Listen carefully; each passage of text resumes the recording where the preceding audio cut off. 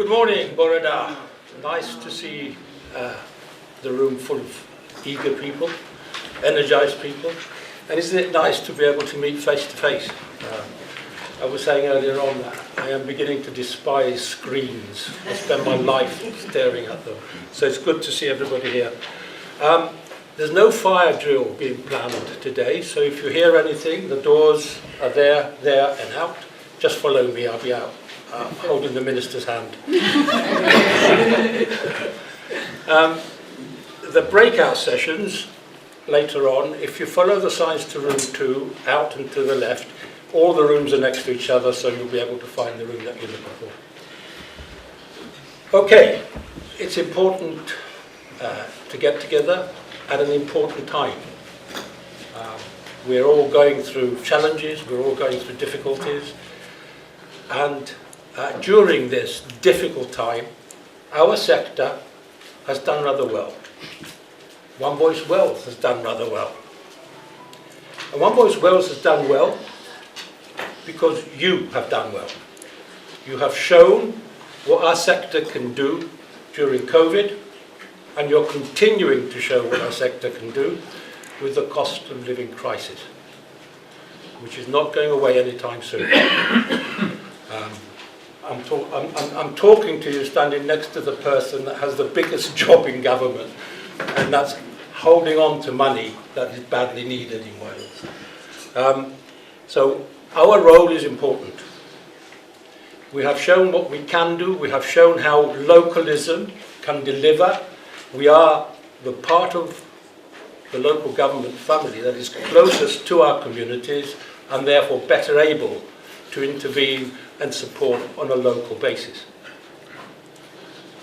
Today, it's about innovation. It's about what more we can do. It's about how we can do things differently. It's about how we can continue to improve how we look after our communities.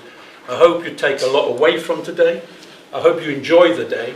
I'm not going to talk for much longer. I'll come back later on, and that's all I have to say for now. I'd like to introduce our Chief Executive, Lyn Cadwallader, to set the tone for the day. Lyn? Thank you, Mike.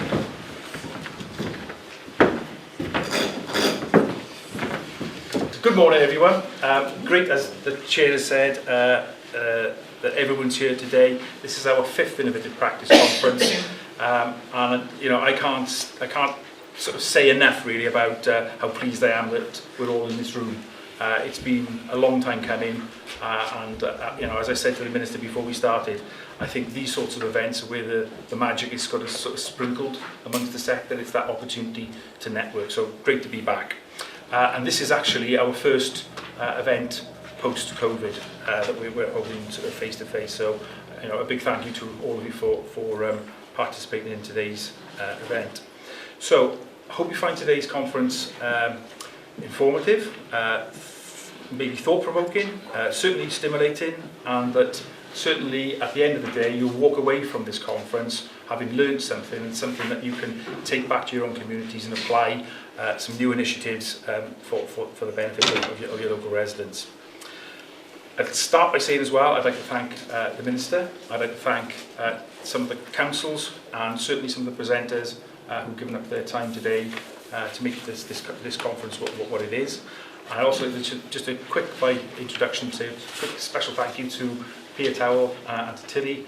Pia, Welsh Government civil servant, who's here as a special guest today, and Tilly, who's a member of the Welsh Government's Ministerial Democratic Health Working Group. So welcome both. So I want to begin by providing some thoughts on the sort of topic of today's conference, which is about facing the challenges of a demanding future, and it is a demanding future, and certainly I think it's going to be a demanding future for our sector. And you know, it's important that the future well-being of communities are addressed through conferences like this, because at conferences like this, people learn something new and then are able to go away and apply it in their own communities. And the one thing that I would like to say as well is that I've seen over the last few years, community and town councils, certainly over the sort of COVID period, started to really marry up with the sort of programme for government and address the very demanding challenges that are facing our communities because of financial burden or cost of living. So it's increasingly evident that the Welsh Government policy areas for community and town councils to engage with include some of the following. Four broad areas I would suggest. So green infrastructure initiatives covering things like decarbonisation, climate emergency, local places for nature and the wellbeing of future generations agenda. Secondly, issues around community governance, including developments regarding digital working, I'll come back to that. Improving financial management governance, well, we've shared with you, Paul, my Deputy Chief Exec, and colleagues from Welsh Government and the SLCC, with some support from Nordic Wales, done a fantastic job in devising what I think is a game changer for the sector, which is the financial and management toolkit, and I can only encourage you to use it in anger, and I think we will see massive strides in terms of improvement and development for the sector. Areas such as diversity and democracy, localism, and obviously implementing the requirements of the Local Government Act 2021.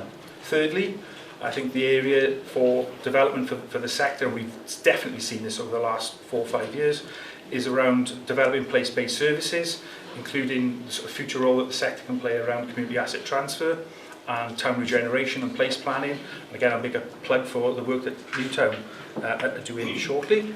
And then finally, I think the fourth broad area that Community and Town Council have got a big role to play in a very demanding future is around supporting what I would call neighbourhood local level initiatives, including sort of the kind of post-recovery activity and the current cost of living issues. And I think, and again, I'll come on to one of the things that has happened recently with discussions with the Minister. So community and town councils can and do play a vital role in creating and sustaining a strong sense of community. This has never been so clear, as I say, in terms of the last 3.5 years. And just to reiterate what our chair has said, you've made a significant contribution to the social and economic development and sustainability of the communities through some very difficult and troubling times. So you should, every one of you, give yourself a pat on the back. So, despite these very real challenges, financial and COVID-related cost of living, innovation and creativity has played a big role in the way that community and town councils in Wales have delivered and designed services, and I think this will become increasingly important into the future. During the COVID and post-COVID period, we've witnessed community and town councils embrace the environmental agenda via the Local Places for Nature scheme, declare climate emergencies in their areas, have recognised role to play in the decarbonisation agenda. You've stepped up and provided a range of neighbourhood level support initiatives, including vulnerable neighbour support, food banks, helping with fuel costs. Chairs, councils and a lot of work in that area. Seeing increased numbers of community and town councils develop their own place plans. And as I mentioned, in terms of Newtown and Lyn Town Council, they're actually embarking now on a town partnership model, which is to establish a formal arrangement between themselves as the town council with local third sector organisations and local business. And I think it's a really, really exciting development, and one that we are keeping a close eye about. We're very tied into the programme of work. We think it's a potential game changer for governance at the sub-unitary authority level. Furthermore, we know that the digital technology represents potential to save money and to provide better services. And this has been realised by some of our community and town councils. I'm not going to name any, but what I would say, I think there's still a journey to be had in this regard, and there's a lot of work to undertake, and I'll again come back to that. So, through the sort of local actions of local councils, we've been able to strengthen local decision making, improve engagement with residents, and enhance and devolve services to the lowest appropriate level, and much more. So there are many reasons to celebrate progress and innovation. So, for example, I don't want to embarrass some members here, but I think it needs to be said. Pembrey and Buryport Town Councils work on neighbourhood level support. Pontypridd Town Council and Crickeith Town Councils work on environmental improvement. As referenced, Newtown Town Council's work on place planning and town centre regeneration. Amroth Community Council, small community council down in Pembrokeshire, so done some fantastic work on plastic waste removal. Welshpool and Pembroke Dock Town Councils, recent work on things like warm hubs. And Balafon Town Council's work on the collaborative Healthy Balafon scheme, to name but a few. And I'm pleased that there are colleagues in the room to hear that, because it really does need to be celebrated, the work that's been done by these councils. However, the pace of change has been perhaps slower than maybe Welsh Government. Certainly, One Voice Wales and the Chief Executive would like. And I know in terms of community and town councils, they would like to see more progress. But I also recognise, and I've already had a few conversations even this morning, and this is not a dig, Minister, but they are really frustrated by the level of support for the community and town council sector. But what I would say to those that have got those concerns, we are working very closely with the Minister, and I'll come on to some of the great initiatives that the Minister has supported for the foreseeable future. So, information, innovation and data sharing between organisations and focusing resources where is most needed to sharpen focus and deliver better and more meaningful outcomes for Welsh Government, One Voice Wales and community and town councils is what we're about now. The aim will be to do things once rather than 732 times, or at least significantly increase the collaboration and sharing of resources, systems, innovations and workloads to allow community and town councils to deliver more with less, thereby improving the pace of delivery of green infrastructure, community governance, place-based services and neighbourhood level support. We have organised today's Innovative Practice Conference to highlight some of the excellent work that's already been undertaken in the sector. And there'll be further opportunities for organisation development that will enable community and town councils to self-assess their organisational activities. I've mentioned the toolkit, and to provide help to those looking to introduce new initiatives in their areas. So today's presentations, and I think it's a really good agenda, the presentations will include examples of where community and town councils can address the sustainability agenda, provide practical steps that can help to tackle climate change, provide advice on undertaking risk assessments, and the role of training in organisational development. I think that is huge. I think there's, I will go off piste again, but in terms of organisational development, my message to councils, because there is a big issue around recruitment and retention of clerks, my message to councillors are, if you are thinking of doing something new, think of the resource implications, because you may need to review the amount of resources you have in your organisation. You cannot keep piling more and more work onto clerks. So that's my little hobby horse. I'll get that one off my chest. So we've got presentations on designing staff structures, so to emphasise that. Presentations on improving energy conservation in our buildings. Placemaking, we've got James Davis from Plan Aid Wales coming in. Brilliant speaker. You know, that'll be great. And we've got some presentations on effective community engagement. So I'm pretty confident that you're all going to be able to take something away from today's event. I'm conscious of time because I'm getting close to my pumpkin will explode and I won't be able to get away. So to conclude my scene setting, I just want to sort of give you a sort of flavour of some of the things that we are working on and to refute some of the perhaps concerns that some community and town councils have had around the level of support that One Voice Wales is getting and the sector's getting. So in terms of kind of developments that are going on at the moment, we've appointed, and this is, we've appointed a communications officer, Emir John. Emir is here today. I don't wish to embarrass him, but I will. He's only been with us 3 or 4 months, and he's already made an impact, and he will continue to make an impact. And that you know, this is about innovation. One of the benefits, if I dare say it, of COVID, and they were all available, it is through that process as well. But it enabled us to reflect on perhaps what's important and how we do our business. And we've changed our business as One Voice Wales. We've made lots of cost savings. We've moved away from paper-based systems. We're doing a lot of virtual meetings. So it's saved us a lot of money and it's enabled us to create the space to employ resources for the benefit of the sector. So there have been some sort of benefits. We continue to grow our membership. I'm really pleased to say that even in the last few weeks, we've seen big town councils that have not been in membership with One Voice Wales come into membership. So Llandudno have come into membership recently, Buckley have come into membership, Tenby have come into membership, Bangor City have come into membership, and a lot of other smaller councils as well. So we're continuing to grow as a representative body. It wasn't so many years ago we were representing 70% of the sector. We are representing 90% and growing of the sector. So when I used to get ribbed by some of my old colleagues in the WLGA, we'll take you seriously then when you get 70% of your, the councils in membership with One Voice Wales. Well, we've gone beyond that and we continue to grow. So being part of One Voice Wales, I think those who taste the services, the training services, the consultancy services, they don't tend to drop out after that because the quality is very, very good. And I know that sounds braggadocio, but we've got some high quality staff in the team. In terms of other developments, we've got representation on the recently formed Ministerial Democratic Health Group, and that's our chair, Councillor Mike Theodoro. We're playing an active role in a recently formed Rural Wales Local Policy and Innovation Partnership, and the benefit of that, it means that there's going to be more research undertaken around rural-related issues. It covers a lot of our smaller community councils across Wales, but there'll be some research that will help community and town councils then to target initiatives in their communities. We've had, and this is some of the really fantastic stuff, we've had some funding of £150,000 for each of the next 3 years from the Minister around a cost of living programme. I can't wait to get that started and to replicate some of the great initiatives that have been done across Wales and scale it up so more councils are doing work around that agenda. The Minister's been very kind and provided £150,000 worth of support this year for a digital health programme. This Friday I'm going to be interviewing for a digital project manager role, and I can't wait to get that person in place.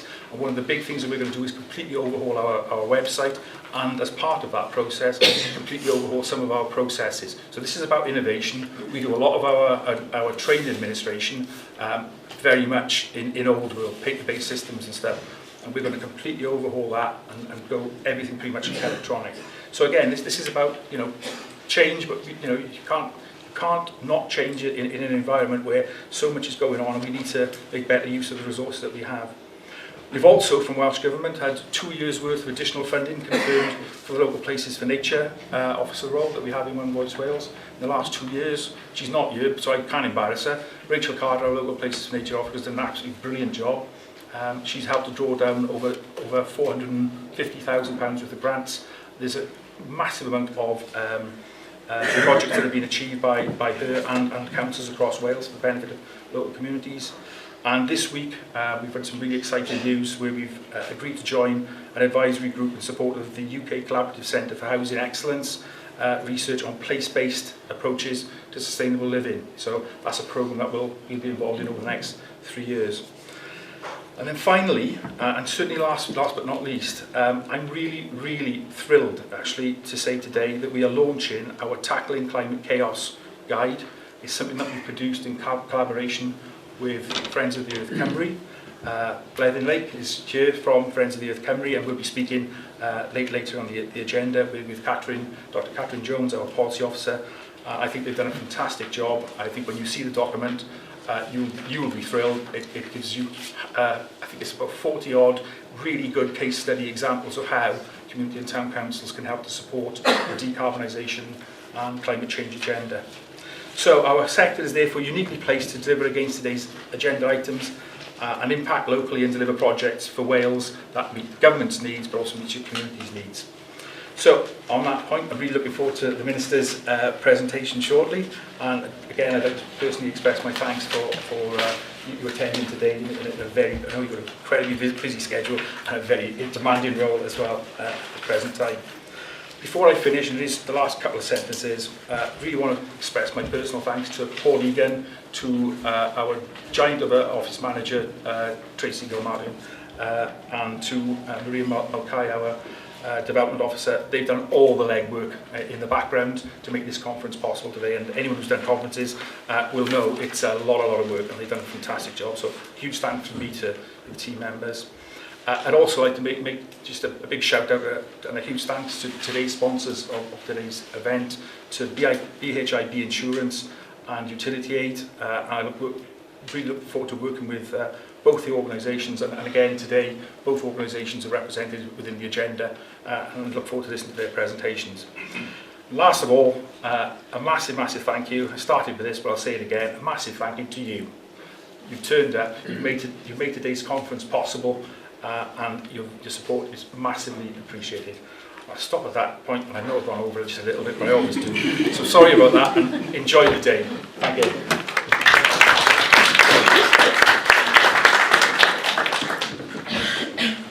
Thank you, Lyn. When you said 8 minutes, you forgot the VAT.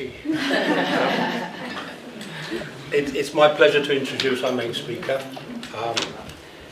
Before I do that, I want to say that working with the Minister and her civil service team has been a very rewarding experience recently. And I will say words that I never thought would come out of my lips. Working with the civil servants here has been an absolute joy. They're helpful, they're understanding, and in the Minister we've got somebody who supports this sector. It's my pleasure to introduce Rebecca Evans, Minister for Finance and Local Government. Rebecca.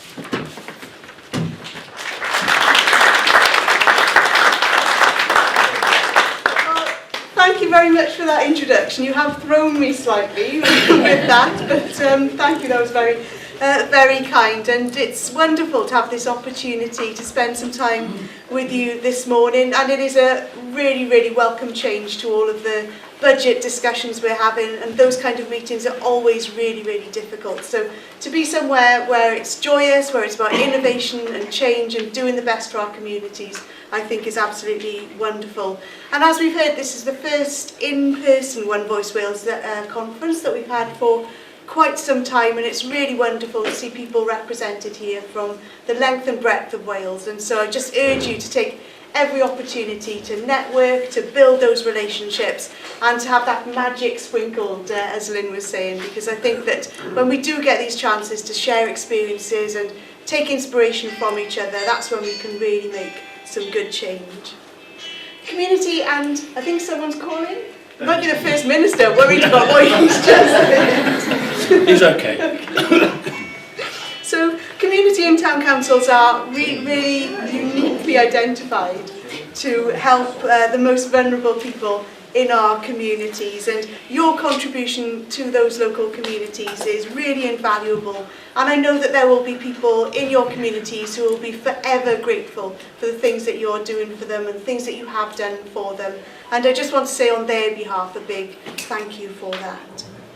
The Welsh Government's vision for the Town and Community Council sector is really tied and linked very much to our Programme for Government commitment, which is about strengthening the autonomous nature and the effectiveness of our local government structures. So my aim really is to equip you to be really strong, confident and leaders within your sectors with all of the tools that you need to deliver services within your communities. But you are sovereign bodies, you're accountable to your electorate, not to Welsh ministers, and so I think it's really right that you determine your own role and your purpose. We want to help inform you, but absolutely we don't want to be directing you. Town and community councils, as we've heard, can have an amazing impact on their communities. Just thinking of one example, there is a town council which has worked with its disadvantaged communities locally to create a new garden where they grow food, and that food is distributed to people within the communities and to some of the food share schemes as well. But actually that's much more than just making sure that there's food for people. It's about well-being, it's about bringing communities together, and it's about all of those additional benefits you can get from when community councils really think in an innovative way. And I know that's just one example, there are hundreds of other examples right up and down Wales of that kind of thing happening and where you're really making a difference. And it was wonderful to hear from Lyn some of those examples in very different ways in which you're making differences in your communities. And while we're talking about bringing communities together, I did want to just touch on the Welsh Government's commitment to ending racism. You might be familiar now with our Anti-Racist Wales Action Plan. So I just wanted to take this opportunity to ask you all as leaders within your own communities to help us deliver that by calling out racism within our communities and building a nation really where we can all feel that we can belong and we all can thrive. So there are three things that I wanted to cover today in respect of enabling community councils. The first is just an overview of the current opportunities that are available to town and community councils. The second is an update on some of the new work that we've been doing. And thirdly, I just wanted to share some thoughts with you regarding what you can do to rise to the challenges that your communities are setting you. So just to set the scene, I just want to recap on some of the powers and the tools that are available to you as town and community councils. The Local Government and Elections Wales Act 2021 came into effect over 2 years ago now, and that of course introduced the general power of competence for community councils which meet the eligibility conditions. The power isn't constrained by a spending limit, so it really does give eligible community councils a very powerful tool to innovate and to serve their communities. For community councils that haven't resolved themselves to use this general power, community councils can still, of course, make use of the specific powers and the general spending power under the 1972 Local Government Act, subject, of course, to the spending limit. So I'm really pleased that we've been able to continue offering those training bursaries again this year to support key training for councillors and for clerks. Our focus for training continues at the moment to be on financial management and governance, and of course the code of conduct. These are really fundamentally important areas, and I don't want money to be a barrier to accessing training opportunities. We've heard Lyn waxing lyrical about the Finance and Governance Toolkit. I would absolutely do the same and encourage you to use it. It really does give you the opportunity to undertake a real health check to assess whether you have all of the fundamentals in place. It gives you the opportunity to reflect on some potential actions that you might want to take, and also gives you some resources then to assist you to resolving any gaps that you have. And it also offers you with a self-assessment tool to help you reflect more fully on how your council is serving your community. And of course, councils which do use the toolkit will find that they are really well placed to complete their important audit processes. So just in terms of what's new since I spoke to you at the last conference, well, first off is the action that we're taking to increase the digital readiness of the sector.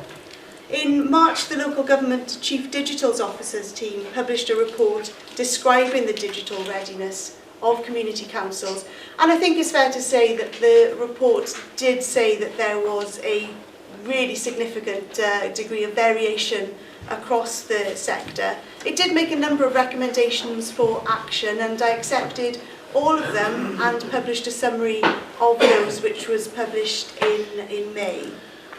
I have now established a digital health working group, and that does include the representatives from One Voice Wales, as well as the Society for Local Council Clerks and the Local Government Chief Digital Office.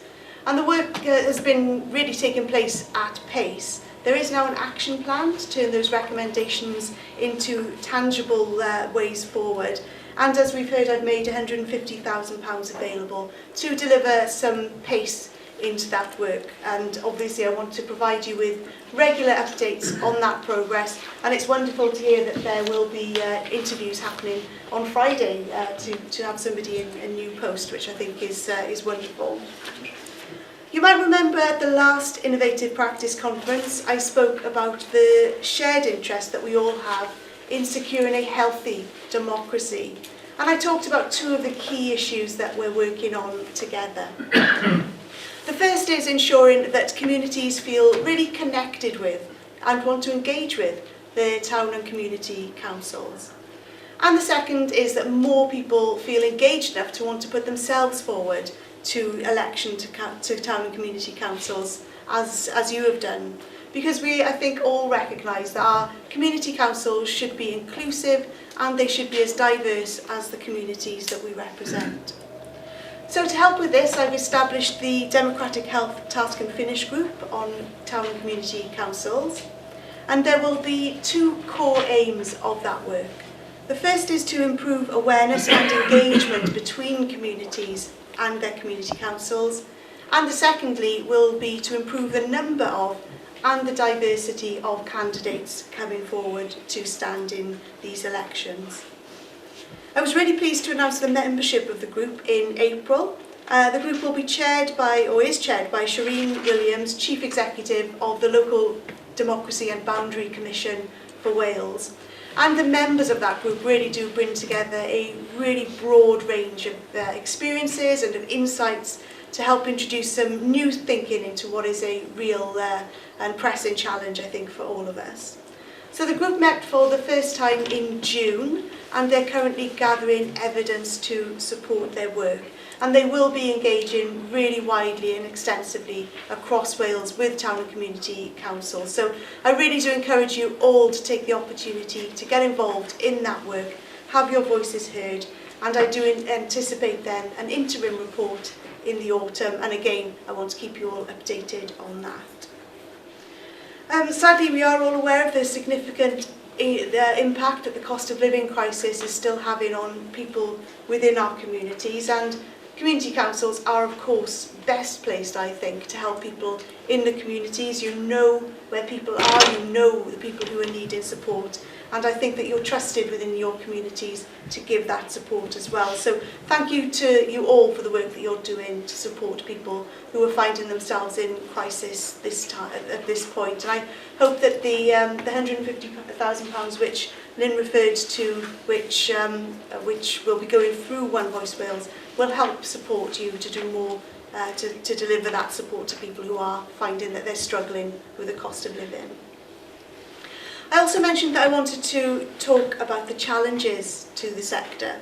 So the Welsh Government over recent years has really increased its investment and its effort to provide the sector with the legislation and the skills and the tools that it needs to meet the challenges of the communities. But with those powers come responsibilities, and I think that we all recognise that Town and Community Councils are a tier of government, so transparency and accountability are extremely important.